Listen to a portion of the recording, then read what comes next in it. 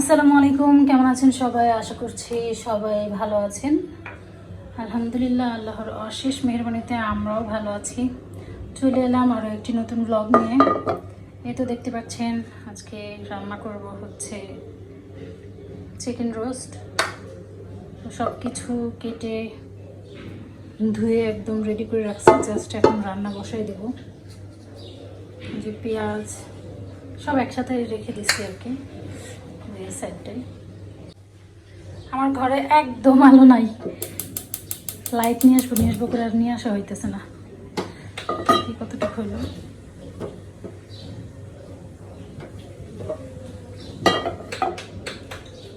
গোসল করছো বসি?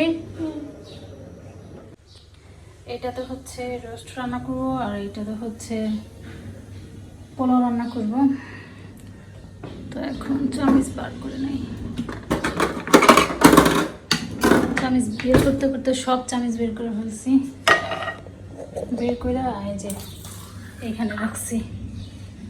তো এগুলো এখানে আবার ধুয়ে একদম পানি ঝরিয়ে তারপর ওইটার ভিতরে রাখি। এর জন্য এটাকে মাত্র ধুয়ে রাখছি, তো পরে উঠায় রাখবো।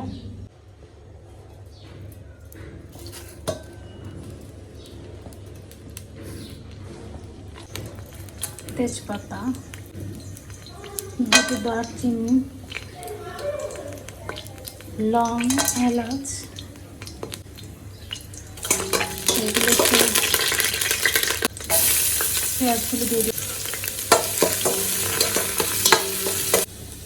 দুইটা যেহেতু একসাথে রান্না করে ফেলবো, আমি মাংসটা ভেজে নেব না, মুরগিটা আসলে ভাজবো না, ভাজা ছাড়াই রান্না করে ফেলবো। যেহেতু এটা একদম দেশি মুরগি, কালকে যে মুরগিটা কিনছিলাম আর কি ওইটা, তো দেশি মুরগি এটা তো আর খুলে যাওয়ার ভয় থাকে না, তাই এটা আর ভেজে নেব না। এটার ভিতরে হচ্ছে তেজপাতা, দারচিনি, এলাচ, জয়ত্রী দিয়ে দিয়েছি, আর হচ্ছে গোলমরিচ। পেঁয়াজ দিয়ে দিই। পেঁয়াজগুলি একদম মিহি করে কেটে নিছি, কারণ আমার যেহেতু আমি বেটে নেওয়া নাই, এর জন্য রোস্টের পেঁয়াজগুলো আসলে বেটে নিলে ভালো হয়, গ্রেভিটা বেশি হয়। এভাবে চিকন করে দিলেও হয়, কাটলে এটা আসলে লবণ দিয়ে নাড়াচাড়া করলেই এটা সুন্দর গলে যায়।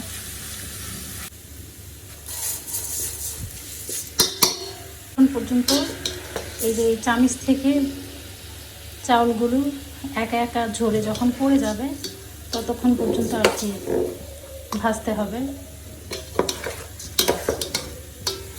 এই পাশটায় দেখি পেঁয়াজ, এই পর্যায়ে হচ্ছে একটু লবণ দিয়ে দিলে একদম পেঁয়াজগুলি নরম হয়ে যাবে।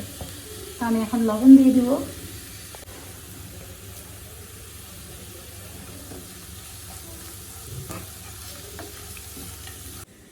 এই দেখেন ছোট্ট একটা লাইট, তো এটার আলোতে যা হয় আর কি। আর এখানে একটা হচ্ছে ফ্যান রাখছি, কারণ আমার অনেক গরম লাগে।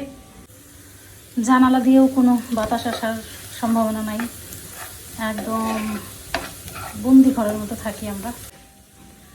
এই দেখেন আমার হেল্পিং হ্যান্ড, এটা হচ্ছে আমার মেয়ে, এসে একটু নাড়াচাড়া করতেছি। ও মাঝে মধ্যে এসে এরকম রান্নাবান্না করলে হেল্প করে। এই যে পেঁয়াজটা হয়ে গেছে, আমার ছোটো মেয়েও বলতেছে ও করবে কাজ, করো। কেমন লাগে কাজ করতে? গরম লাগে? গরম না লাগলে হয়েছে? চুল ভিজা, গোসল কইরা চুল ফ্যানের নিচে যাও, যাও কাজ করতে না, যাও আমি করতেছি। একদম ঝরঝরে হয়ে গেছে। চাউলটা ভালো করে না ভাজলে কি হয়, ঝরঝরে হয় না। আমার কাছে মনে হয় যে পানি দেওয়ার পরে চালটা হওয়ার পরে ঝরঝরে হয় না, এর জন্য এইভাবে আমি একটু ভেজে নিই। তো এই পর্যায়ে এখন পানি দিয়ে দেব। যতটুকু চাউল দিছি আমি তার থেকে ডবল পানি দিয়ে দিব।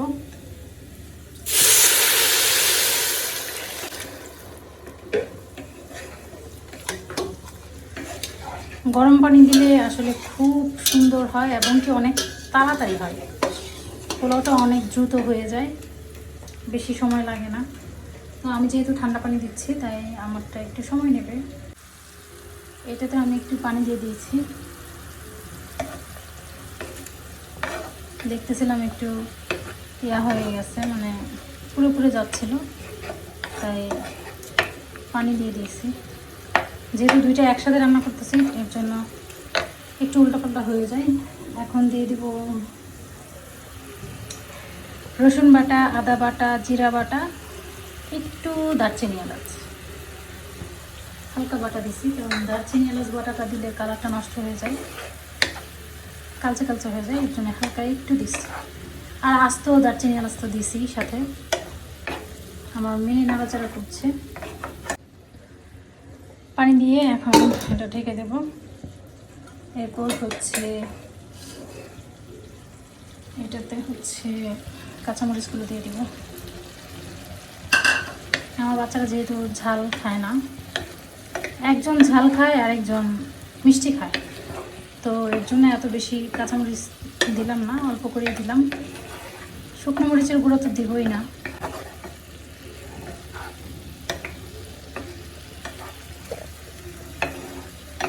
আর কত নাড়বা? নাড়াচাড়া করতে করতে ভালো লাগে। এখন এটাতে একটু হলুদ গুঁড়ো দিব।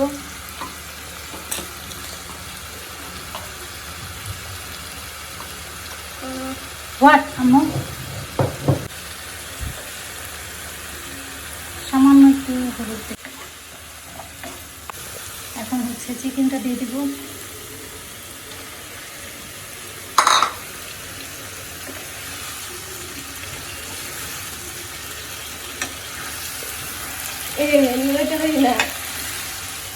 তুমি পারবে না, সব আমি নাড়াবো। তো পানি দিয়ে একদম কষিয়ে নিছি। এখন হচ্ছে দিয়ে দিব মিক্সড করে রাখছিলাম যেটার ভিতরে বাদাম বাটা আর হচ্ছে একটু দুধ, এটা এখন দিয়ে দিলাম।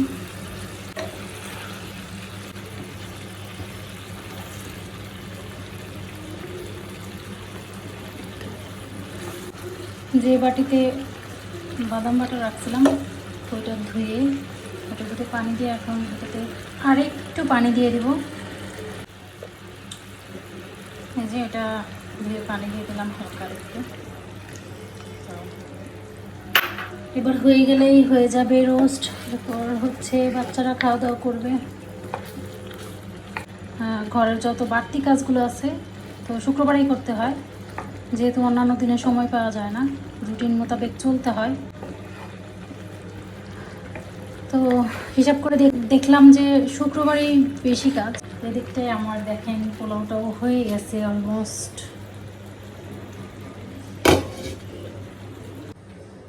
এই তো আমার রান্না ডান। এখন হচ্ছে বাচ্চাদের খেতে দিয়ে দেবো। উপরে একটু বেরেস্তা দিয়ে দেবো। এই যে পোলাও একদম তেল কম দিছি, একেবারেই কম, ছোটো ছোটো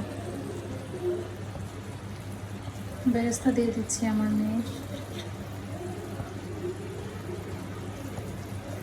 না ভাত খাও, ভাত নাও, আমি তাহলে নামাজে যাই, দেরি হয়ে গেছে এমনিতেই। এত গরম, প্রচুর গরম। খাও তাহলে।